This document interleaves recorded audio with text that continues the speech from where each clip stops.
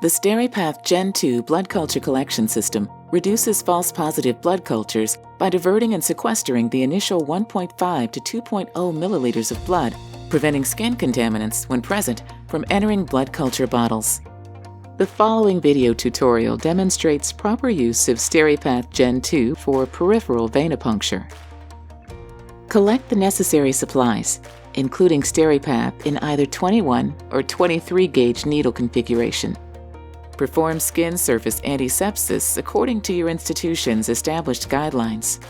While skin antisepsis is air drying, prepare bottles for sample collection by placing a visible mark above the broth corresponding to the amount of blood that will need to be collected. Be sure the bottle is level prior to measuring.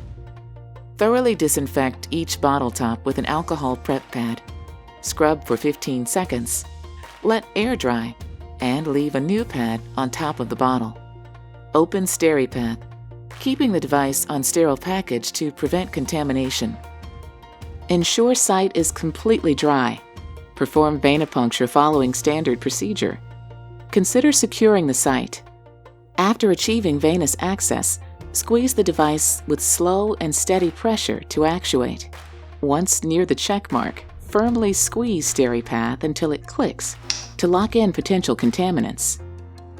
The diversion chamber should be full, with only a small air bubble visible.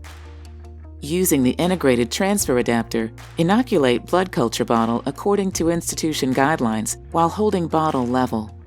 Fill each bottle to visible mark. Visible foam is not considered part of sample volume. Gently agitate the bottle several times to prevent clotting. Follow the same procedure for inoculation of second bottle. Gently agitate the bottle several times to prevent clotting. Inoculate any additional samples for blood work. Dispose of supplies according to institution policy.